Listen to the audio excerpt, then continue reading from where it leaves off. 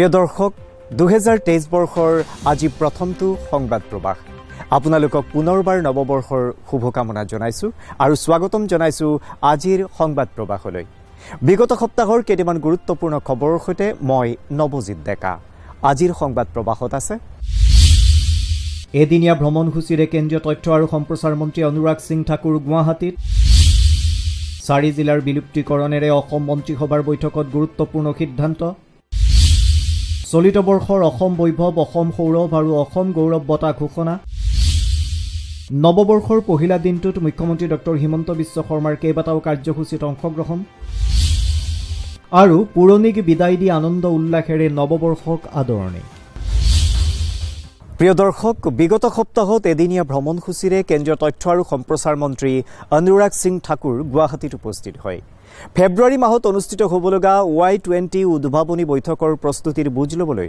মন্ত্ৰীগৰাকী গুৱাহাটীত উপস্থিত হয় সংবাদ প্ৰবাহৰ আৰম্ভণিতে দিব খুজিছো অনুৰাগ সিং ঠাকুৰৰ অসম ভ্ৰমণৰ কিছু খবৰ বিগত সপ্তাহৰ 5 জানুৱাৰীত তথ্য আৰু সম্প্ৰচাৰ দপ্তৰৰ মন্ত্ৰী অনুৰাগ সিং ঠাকুৰ এদিনীয়া ভ্ৰমণসূচীলৈ গুৱাহাটীত উপস্থিত হয় মন্ত্ৰীগৰাকীক বিমানবন্দৰত দূৰদৰ্শন আকাশবাণী আৰু PIBকে ধৰি মন্ত্ৰালয়ৰ অধীনৰ বিভাগসমূহৰ বিষয়াসকলে আদৰণি জনায়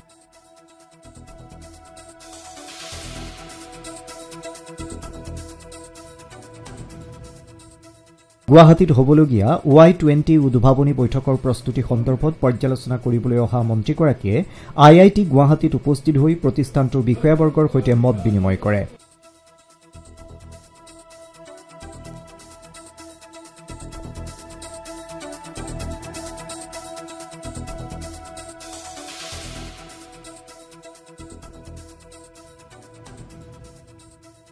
উল্লেখযোগ্য যে অহা ফেব্ৰুৱাৰী মাহত গুৱাহাটীত এই বৈঠকৰ আয়োজন কৰা হৈছে মন্ত্ৰীগৰাকীয়ে Y20ৰ আন কাৰ্যসূচী অনুষ্ঠিত হ'বলগীয়া শ্ৰীমন্ত শংকৰদেৱ কলাক্ষেত্ৰও পৰিদৰ্শন কৰি প্ৰস্তুতিৰ বুজ লয়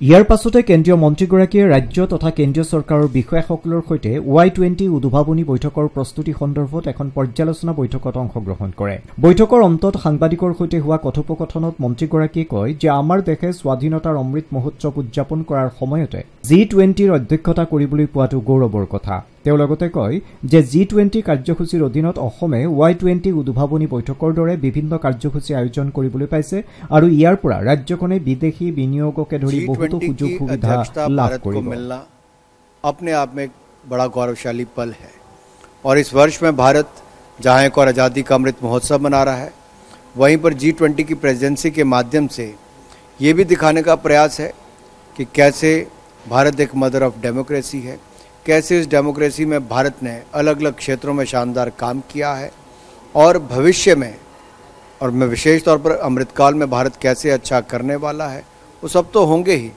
अंतर्राष्ट्रीय अन्य विषयों पर भी जब यहाँ पर चर्चा होगी उसमें एक Y20 का जो ग्रुप है यूथ के लिए उसकी पहली मीटिंग का आयोजन 6 से 8 फरवरी 2023 गुवाहाटी में होने वाला है तो उसके आयोजन को लेकर आज बैठक असम राज्य के अधिकारियों और केंद्र सरकार के अधिकारियों के साथ की गई जिनमें से बहुत सारे वेन्यूज़ हैं IIT गुवाहाटी भी उसमें से एक है और यहाँ पर आइलैंड पे जाने की चर्चा भी होगी जो इंडोर मीटिंग्स हैं वो अलग से हैं यहाँ की कला संस्कृति साहित्य के अलावा फ्यूचर ऑफ वर्क से लेकर हमें यहाँ पीस प्रोसेस में कैसे काम हुआ कॉन्फ्लिक्ट जोन से कैसे बाहर निकले ऐसे बहुत सारे विषय हैं जिन पे चर्चा होगी उसके आयोजन की तैयारी को देखने के लिए आज यहाँ पर आए थे असम राज्य ने बहुत तैयारी की है 2-3 महीनों में फरवरी से लेकर अप्रैल तक काफ़ी मीटिंग्स यहाँ पर होंगी और मुझे पूर्ण विश्वास है असम का जो कल्चर जो यहाँ की संस्कृति है और मुझे लगता है उसको दिखाने के लिए कला को भी और यहाँ पे जो बहुत सारी ऑर्गेनिक प्रोडक्ट से लेकर हैंडीक्राफ्ट से लेकर बाकी सबको दिखाने का एक अवसर भी मिलेगा असम नॉर्थ ईस्ट का फेस कैसे बना है और दुनिया भर के लोगों में असम को भी प्रोजेक्शन का एक बहुत बड़ा अवसर मिलेगा। और मुझे पूर्ण विश्वास है असम के मुख्यमंत्री और उनकी सारी टीम इस पर शानदार प्रयास करेगी, ताकि दुनिया भर के लोग जब हमारे असम के राज्य में आएँ तो यहाँ की यादों को भी लेकर जाएं, यहाँ पर निवेश करने के लिए भविष्य में जो सुविधाएं बने उस दृष्टि से भी देख सकें। प्रिय दर्शक, अखोमर 4খন जिला विलुप्त होब। एटा जिलार संख्या होब 35 পৰা 31। विलुप्त होब नवगठित तामुलपुर, बजाली, विश्वनाथ और होजाई जिला। 2022 बर्षर अंतिम दिनटो दिल्लीत अनुष्ठित असम सरकाৰৰ केबिनेट बैठकत এই সিদ্ধান্ত।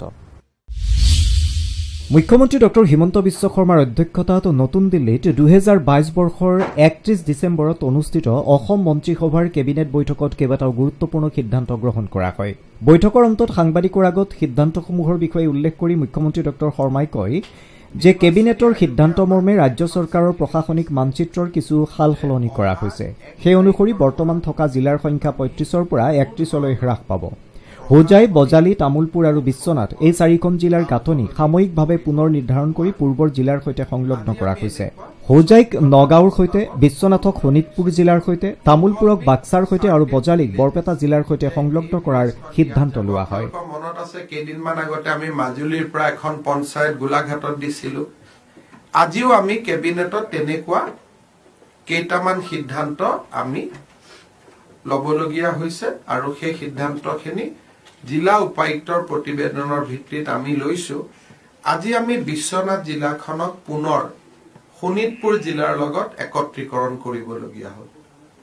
দ্বিতীয় সিদ্ধান্তটো হ'ল হোজাই জিলাখনকো আমি নগাঁও জিলাৰ লগত পুনৰ সংলগ্ন কৰিবলগীয়া হ'ল। তৃতীয় সিদ্ধান্তটো হ'ল বজালি জিলাখনকো আমি বৰপেটা জিলাৰ লগত পুনৰ সংলগ্ন কৰিবলগীয়া হ'ল। অবভিয়াছলি দক্ষিণ কামৰূপ আৰু প্ৰাগজ্যোতিষপুৰ জিলা নাছিলে, গতিকে আমাৰ অসমত 35খনেই জিলা। গতিকে এই হোজাই নগাঁও জিলাৰ একত্ৰীকৰণ, বৰপেটা বজালিৰ একত্ৰীকৰণ, শোণিতপুৰ আৰু বিশ্বনাথৰ একত্ৰীকৰণ আৰু বিটিএডি এৰিয়া তামুলপুৰ আৰু বাক্সাক আমি একত্ৰীকৰণ কৰিবলগীয়া হ'ল। এই সিদ্ধান্তটো সদায় কাৰণে নহয়, জাতীয় জীৱনৰ স্বাৰ্থত এটা ট্ৰেনজিশন ফেজৰ কাৰণে, অকণমান সময়ৰ কাৰণে প্ৰশাসনৰ স্বাৰ্থত, জাতীয় জীৱনৰ স্বাৰ্থত ই এটা অন্তৰ্বৰ্তীকালীন বা অলপ কম সময়ৰ কাৰণে এই সিদ্ধান্তটো আমি লৈছো। প্ৰিয় দৰ্শক, বিগত সপ্তাহৰ এটি ভাল খবৰ। বিগত সপ্তাহত মুখ্যমন্ত্ৰী ডক্টৰ হিমন্ত বিশ্ব শৰ্মাই চলিত বৰ্ষৰ অসম বৈভৱ, অসম সৌৰভ আৰু অসম গৌৰৱ বঁটা প্ৰাপকসকলৰ নাম ঘোষণা কৰিছে। বিভিন্ন ক্ষেত্ৰৰ ভালেসংখ্যক লোক নিজৰ অনন্য কৰ্মৰাজিৰ বাবে এই বঁটাৰে বিভূষিত হ'ব। বঁটা প্ৰাপকসকললৈ আমাৰ অভিনন্দন। মুখ্যমন্ত্ৰী ডক্টৰ হিমন্ত বিশ্ব শৰ্মাই বিগত সপ্তাহৰ 4 জানুৱাৰীত চলিত বৰ্ষৰ অসম বৈভৱ, অসম সৌৰভ আৰু অসম গৌৰৱ বঁটা প্ৰাপকসকলৰ নাম ঘোষণা কৰে। জনতা ভৱনত এখন সংবাদমেল সম্বোধন কৰি মুখ্যমন্ত্ৰীয়ে কয় যে আন্তঃৰাষ্ট্ৰীয় খ্যাতিসম্পন্ন কৰ্কট ৰোগৰ চিকিৎসক ডাক্তৰ তপন শইকীয়াক এইবাৰ অসম বৈভৱ বঁটা প্ৰদান কৰা হ'ব। এই বঁটাটিৰ বাবে আবেদন বিচাৰিছিলো, কোনোবাই যদি কাৰোবাৰ নাম ৰিকমেণ্ড কৰিব খোজে। দ্বিতীয় আমি পৰ্যায় এটা হাতত লৈছিলো যে বিভাগীয়ভাৱে আমি বিশ্লেষণ কৰা যে কি ধৰণে আমি বিভাগীয়ভাৱে বিভিন্ন ৰিকমেণ্ডেশ্যন আছে সেইবিলাক আমি পৰীক্ষা কৰা আৰু শেষত এখন কেবিনেট উপসমিতিয়ে এই গোটেই বিভিন্ন সোৰ্সৰ পৰা ফিডবেকসমূহ চাই ইয়াক আমি চূড়ান্ত কৰিছিলো। অৱশ্যে এটা কথা আমি কম যে আমি বঁটা প্ৰাপকসকলৰ লগত যেহেতু বহুত বঁটা প্ৰাপকে নিজে আবেদন কৰা নাই, আমিহে তেখেতসকলক বঁটাটো আগবঢ়াই দিছো। আমি তেখেতসকলৰ লগত যোগাযোগ কৰা নাই। গতিকে বঁটাটো দিয়াৰ আগতে ডেফিনেটলি আমি তেওঁলোকৰ সন্মতি ল'ব লাগিব আৰু তাৰ পিছতে আমি ক'ব পাৰিম যে হয় তেখেতসকলে বঁটা গ্ৰহণ কৰিছে। কিন্তু সাধাৰণতে আমি ভাবি লওঁ যে বঁটা নিশ্চয় কোনো নলওঁ বুলি নক'ব, গতিকে সেই ফালৰ পৰা আমি তালিকাখন চূড়ান্ত বুলিয়ে আমি নিশ্চয় ক'ব পাৰিম। এই বছৰৰ আমাৰ যিটো আটাইতকৈ যিটো ইম্পৰ্টেণ্ট বঁটা সেইটো অসমৰ আমি হায়েষ্ট চিভিলিয়ান এৱাৰ্ড বুলি কওঁ, তাক আমি অসম বৈভৱ বুলি কওঁ।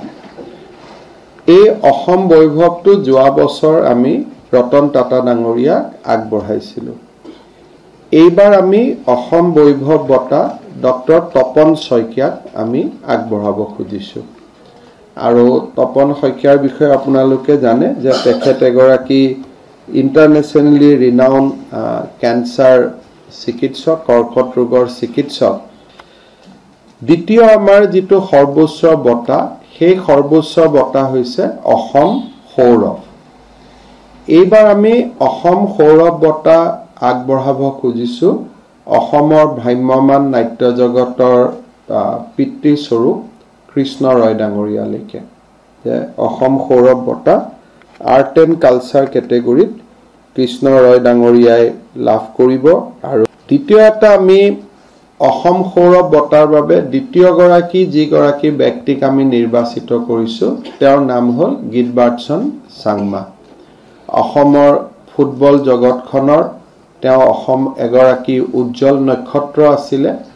অসম পুলিচত তেখেতে কাম কৰিছিলে আৰু অসম পুলিচ ফুটবল দলটোক অত্যাধিক জনপ্ৰিয় কৰি তোলাৰ আঁৰত গিলবাৰ্টছন চাংমাৰ প্ৰশংসনীয় ভূমিকা আছিল।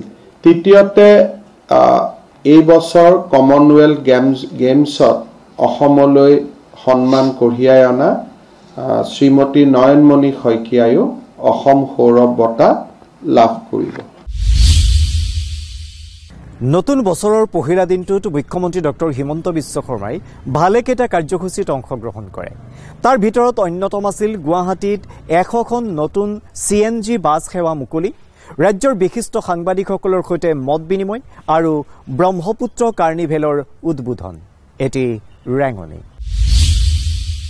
মুখ্যমন্ত্ৰী ডক্টৰ হিমন্ত বিশ্ব শৰ্মাই বিগত সপ্তাহৰ 1 জানুৱাৰীত অসমত পৰিষ্কাৰ আৰু সেউজ গুৱাহাটীৰ লক্ষ্যৰে গুৱাহাটীত 100খন নতুন CNG বাছ আনুষ্ঠানিকভাৱে মুকলি কৰে।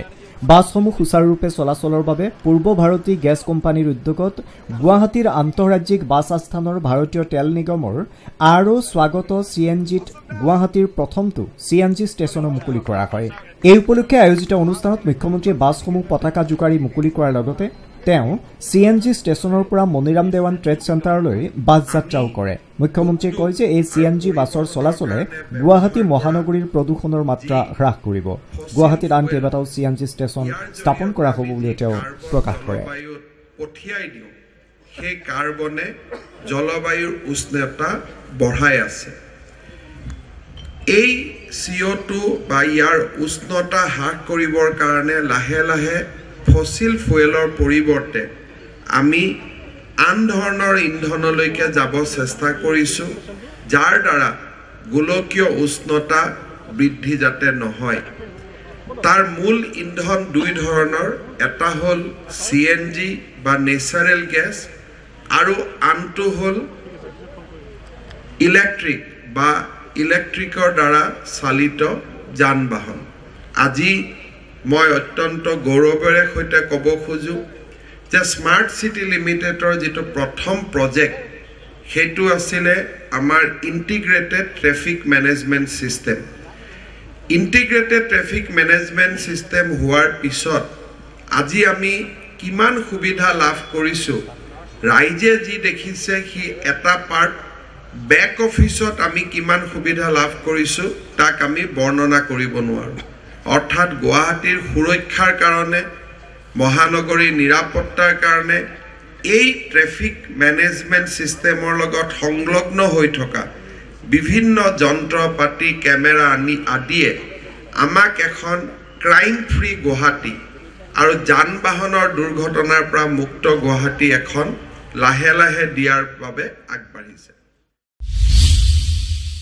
নতুন বছৰৰ প্ৰথমটো দিনত মুখ্যমন্ত্ৰী ডক্টৰ হিমন্ত বিশ্ব শৰ্মাই ৰাজ্যৰ বিশিষ্ট সাংবাদিকসকলৰ সৈতে মত বিনিময় অনুষ্ঠানত অংশগ্ৰহণ কৰে। তথ্য আৰু জনসংযোগ সঞ্চালকালয়ে কইনাধাৰাৰ 1 নম্বৰ ৰাজ্যিক অতিথিশালাত আয়োজিত এই অনুষ্ঠানত ভাগ লৈ মুখ্যমন্ত্ৰীগৰাকীয়ে 2022 বৰ্ষত ৰাজ্যত এটাও গড় হত্যা নোহোৱাটো বছৰটোৰ আটাইতকৈ ইতিবাচক খবৰ বুলি কয়। তদুপৰি 31 ডিচেম্বৰৰ দিনটোত পথ দুৰ্ঘটনাৰ সংখ্যা উল্লেখযোগ্যভাৱে হ্ৰাস পোৱাটো এটা ভাল খবৰ বুলি মুখ্যমন্ত্ৰীয়ে উল্লেখ কৰে। যোৱা বছৰটোত 12খন কেবিনেট বৈঠক অনুষ্ঠিত হোৱা বুলি সদৰি কৰি ড শৰ্মাই জনকল্যাণৰ বাবে ৰাজ্য চৰকাৰে লোৱা বহুকেইটা পদক্ষেপৰ বিষয়েও উল্লেখ কৰে।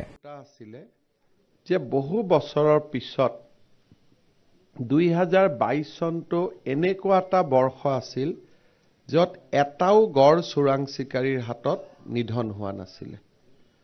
যোৱা কেইবছৰতো গড়ৰ চিকাৰ সাংঘাতিকভাৱে কমি গৈছিল, তথাপিতো এটা দুটা কৰবাত হৈ আছিলে। এইটো এটা আমাৰ কাৰণে সাংঘাতিক ইতিবাচক দিশ বুলি মই ভাবো। যোৱা বছৰৰ পৰা আমাৰ চৰকাৰে এটা বিশেষ ড্ৰাইভ দি আছিলে যে 31 আৰু 1 জানুৱাৰী দিনটোত মানুহৰ ঘৰত যাতে কান্দোনৰ ৰোল নুঠে, মটৰ এক্সিডেণ্ট, ৰোড এক্সিডেণ্ট যাতে আমি কমাব পাৰোঁ। যোৱা বছৰটোত তাৰ আগৰ বছৰসমূহত more than 50 ডেথ আছিলে। যোৱা বছৰটোত সেই ডেথ 15টালৈকে নমাবলৈ আমি সক্ষম হৈছিলোঁ। আৰু আজি ৰাতিপুৱালৈকে মই পোৱা খবৰ মতে এই ডেথ এই বছৰ 5টালৈকে হ্ৰাস হৈছে। প্ৰত্যেকটো মৃত্যু দুখৰ, কিন্তু মই ভাবোঁ যে লাহে লাহে 2-3 বছৰত আমি কাম কৰি থাকিলে এইটো আমি এটা সময়ত শূন্যলৈকে আনিব পাৰিম। যোৱা বছৰটোত আমি কেবিনেট মিটিং 72খন আমি কৰিবলৈ সক্ষম হৈছিলোঁ, 72। আৰু এই কেবিনেট বৈঠকসমূহত আমি 966টা সিদ্ধান্ত লৈছিলোঁ, 966। আৰু এই 966 কেবিনেট ডিচিশ্যনৰ 86.03% has been implemented. একেদিনাই ব্ৰহ্মপুত্ৰ নদৰ বালিচৰক পৰ্যটকৰ বাবে বিশেষ আকৰ্ষণস্থলীলৈ ৰূপান্তৰ কৰাৰ উদ্দেশ্যে অসম পৰ্যটন বিভাগৰ উদ্যোগত গুৱাহাটী মহানগৰীৰ সমীপত আয়োজন কৰা হয় ব্ৰহ্মপুত্ৰ কাৰ্নিভেল। 1 জানুৱাৰীত আৰম্ভ হোৱা এই কাৰ্নিভেল চলিব 100 দিনলৈ। এই উপলক্ষে আয়োজিত এটা অনুষ্ঠানত অংশগ্ৰহণ কৰি মুখ্যমন্ত্ৰী ড হিমন্ত বিশ্ব শৰ্মাই এই কাৰ্নিভেল উদ্বোধন কৰে। নৈসৰ্গিক পৰিৱেশত আয়োজিত এই কাৰ্নিভেলত সংগীত, থলুৱা খাদ্য, সংস্কৃতি, খেল ধেমালি আৰু দুঃসাহসিক ক্ৰীড়াৰ সমাহাৰ ঘটিব। মুখ্যমন্ত্ৰী ড শৰ্মাই তেওঁৰ ভাষণত কাৰ্নিভেলত অংশগ্ৰহণ কৰিব বিচৰাসকলৰ বাবে উপলব্ধ সুবিধাসমূহৰ বিষয়েও উল্লেখ কৰে। আধা ঘণ্টাৰ মূৰে মূৰে জাহাৰ জহাৰো ব্যৱস্থা ৰখা হৈছে। মই ভাবোঁ যে অহা 3-4 মাহ এই ৰাইজে ইয়াক ব্যৱহাৰ কৰিব পাৰিব। জন্মদিনো পাতিব পাৰিব, কোনোবা ইচ্ছা কৰিলে ইয়াত বিয়াও পাতিব পাৰিব। ইমান সুন্দৰ পৰিৱেশ এটা হৈছে। গতিকে মই গুৱাহাটীবাসী ৰাইজক আহ্বান জনাম যে আপোনালোকে এই বালিচৰটোত আহক, নৈসৰ্গিক সৌন্দৰ্য উপভোগ কৰক। তাৰ লগে লগে পৰ্যটন উন্নয়ন নিগম আৰু পৰ্যটন বিভাগে প্ৰস্তুত কৰা এই বালিচৰৰ যি কাৰ্নিভেল হৈছে তাকো আপোনালোকে উপভোগ কৰক। বিগত সপ্তাহত পুৰণি বছৰক বিদায় আৰু নৱবৰ্ষক আদৰাৰ বাবে অসমৰ জনসাধাৰণেও বিভিন্ন কাৰ্যসূচী গ্ৰহণ কৰে। কোনোবাই যদি বনভোজৰ আনন্দ লৈছে, কোনোবাই আকৌ মঠ মন্দিৰ, নামঘৰ, গীৰ্জা, মছজিদলৈ গৈ সকলোৰে কুশল মংগল কামনা কৰিছে। সৰ্বোপৰি বৰ্ণাঢ্য কাৰ্যসূচীৰে আনন্দ উল্লাহেৰে আদৰিছে নতুন বছৰক। নতুন বছৰটো সকলোৰে বাবে শুভ হওক।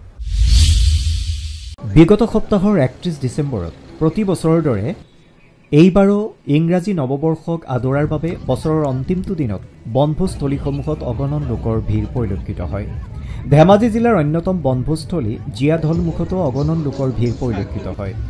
বনভোজ খাবলৈ অহা লোকসকলে গীত মাতেৰে জিলা প্ৰশাসনে বান্ধি দিয়া SOP অনুসৰি আনন্দ স্ফূৰ্তি কৰা দেখা যায়। এইখন জীয়াঢলমুখ বুলি কয়। ধেমাজি যিসমূহ পিকনিক জেগা আছে বা বনভোজস্থলী আছে তাৰ ভিতৰত এই অন্যতম এইখন এখন স্থান। ইয়ালৈ ধেমাজিৰ আশে পাশে বিভিন্ন বনভোজ দলসমূহ ইয়ালৈ অহা দেখা যায় আৰু এইবাৰো তাৰ ব্যতিক্ৰম হোৱা নাই। এইবাৰ বহুবোৰ দল ইয়াত উপস্থিত কৰিছোঁ। তাৰ সমান্তৰালকৈ চৰকাৰখন তথা ধেমাজি প্ৰশাসনে যি SOP দিছে সেই SOP সমূহৰ প্ৰতিও এই বনভোজস্থলীত যিসমূহ দল আছে সেই দলসমূহে এই SOP সমূহ নিয়মসমূহ মানি গ'লে তেওঁলোকৰ নিজৰ কাৰণে ভাল বুলি আমি অনুভৱ। ইংৰাজী নৱবৰ্ষ উপলক্ষে কেন্দ্ৰীয় মন্ত্ৰী সৰ্বানন্দ সোণোৱালে 1 জানুৱাৰীত ডিব্ৰুগড়ৰ প্ৰেৰণা শিশুগৃহৰ শিশুসকলৰ সৈতে মধুৰ সময় অতিবাহিত কৰে। তেওঁ শিশুসকলক কিতাপৰ লগতে বিভিন্ন উপহাৰ আগবঢ়ায়। নতুন বছৰটিয়ে তেওঁলোকৰ জীৱনত সম্ভাৱনা আৰু শ্ৰীবৃদ্ধিৰ বতৰা কঢ়িয়াই আনিব বুলি কেন্দ্ৰীয় মন্ত্ৰী সোণোৱালে আশা প্ৰকাশ কৰে। এই অনুষ্ঠানত ডিব্ৰুগড়ৰ বিধায়ক প্ৰশান্ত ফুকনৰ লগতে অন্যান্য বিশিষ্ট ব্যক্তিসকলো উপস্থিত আছিল। আইটিভাতীসকলক মই ইংৰাজী নৱবৰ্ষ 2023 উপলক্ষে মোৰ আন্তৰিক মৰম আৰু শুভেচ্ছা যাচিছোঁ। সকলোৱে সকলো সময়তে সুস্থ আৰু সুন্দৰ হৈ থাকক আৰু ঈশ্বৰে প্ৰতিটো দিন প্ৰতিটো মুহূৰ্ত আনন্দময় কৰি তোলক। মই এইটোৱে ঈশ্বৰৰ ওচৰত প্ৰাৰ্থনা জনাইছোঁ। যাই কি নহওক, আজি মই ইয়ালৈকে আহিলোঁ, খুব ভাল লাগিছে। তোমালোকে গীত পৰিৱেশন কৰিলা, নৃত্য পৰিৱেশন কৰিলা আৰু এনেধৰণে ভাল গীত মাতৰ যোগেদি আমি নিজক সংস্কাৰ কৰিব লাগিব, সুন্দৰ কৰিব লাগিব। ইংৰাজী নৱবৰ্ষৰ প্ৰথম দিনটোত ৰাজ্যৰ মঠ মন্দিৰ, মাজাৰ, দেৱালয়, পৰ্যটনস্থলী আৰু বনভোজস্থলীসমূহত ৰাইজৰ ভিৰ পৰিলক্ষিত হয়। অন্যান্য ধৰ্মীয় প্ৰতিষ্ঠানৰ লগতে নীলাচল পাহাৰৰ কামাখ্যা দেৱালয়তো অগণন ভক্তৰ সমাগম ঘটে। নিজৰ লগতে সমাজৰ পৰা অসূয়া অমংগল দূৰ কৰি শান্তি সম্প্ৰীতি বজাই ৰখাৰ স্বাৰ্থত ভক্তসকলে মা কামাখ্যাৰ ওচৰত পূজা অৰ্চনা কৰে। প্ৰতিজন দৰ্শনাৰ্থীয়ে শৃংখলাবদ্ধভাৱে দেৱীৰ চৰণত ধূপ ধূনা আৰু নৈবেদ্যৰে পূজা অৰ্চনা কৰা দেখা যায়। নতুন বছৰ পৰিছে, চবৰে ভাল হওক, দিনবোৰ বছৰটো ভালে ভালে যাওক, সেইটোৱে কামনা কৰিছোঁ। पटना बिहार से आया हूँ। आज फर्स्ट टाइम माँ कामाख्या का दर्शन किया हूँ। कामाख्या माँ का दर्शन करके धन्य हो गया हूँ। কামাখ্যা মন্দিৰ আমাৰ অসমৰ এটা যিটো নাম এটা আছে, আৰু যেতিয়ালৈকে কামাখ্যা মা আছে তেতিয়ালৈকে আমাৰ অসমবাসীৰ একোৱে নহয়, সেইখিনিয়ে আমাৰ কাৰণে এইটো ভক্ত। গোলাঘাটৰ খুমটাইৰ যোগীবাৰী গ্ৰাম্য পৰ্যটন ক্ষেত্ৰত 2022 বৰ্ষৰ অন্তিম দিনটোত জনসাধাৰণৰ পাৰ ভঙা উৎসাহ পৰিলক্ষিত হয়। বিভিন্ন প্ৰান্তৰ পৰা অহা লোকেৰে যোগীবাৰী অঞ্চলটো মুখৰ হৈ পৰে। অঞ্চলটোত ফুলৰ উৎসৱ তথা মেলা আৰম্ভ হয়। দুদিনীয়াকৈ অনুষ্ঠিত খুমটাই ফ্লাৱাৰ কাৰ্নিভেল শীৰ্ষক এই ফুলৰ মেলাত ৰং বিৰঙৰ বিভিন্ন প্ৰজাতিৰ ফুলৰ সমাহাৰ ঘটে। বিধায়ক মৃণাল শইকীয়াই এই মেলা উদ্বোধন কৰে। আমাৰ চাহিদা দিনক দিনে বৃদ্ধি হৈছে। এই চাহিদাৰ প্ৰতি লক্ষ্য ৰাখি আমাৰ গাঁৱলীয়া মহিলাসকলেও এই ব্যৱসায়ত অলপ চলপকৈ সোমাই যাব লাগে। কিয়নো ঘৰতে বহি বহি তেওঁলোকে বিভিন্ন টাব, আমাৰ থলুৱা গছ গছনি এইবিলাক কৰিব পাৰে আৰু কৰি পেলাই তেওঁলোকে এটা সুন্দৰভাৱে সময় কটাব পাৰিব আৰু এটা ব্যৱসায় এটা আৰম্ভ কৰিব পাৰিব। কাৰণ সময় কটোৱাটো, সুন্দৰভাৱে সময় কটাব পৰাটোৱে আচলতে মানুহৰ আটাইতকৈ শ্ৰেষ্ঠ কাম। কিমান সুন্দৰকৈ পজিটিভভাৱে যাতে সকলোৱে সময় কটাব পাৰে, সেইটোকে মই চিন্তা কৰি পেলাই এই ফুলৰ কাৰ্নিভেলটো, ফ্লাৱাৰ কাৰ্নিভেলটো ইয়াত আয়োজন কৰিছিলোঁ। কিয়নো সাধাৰণতে দেখা যায় যে এইবিলাক অনুষ্ঠান টাউনবিলাকৰ কেন্দ্ৰস্থলবিলাকত হয়, কিন্তু মই গ্ৰাম্য জেগাত কৈছোঁ এইকাৰণে যে আমাৰ গাঁৱৰ মহিলাখিনিক আগবঢ়াই নিব।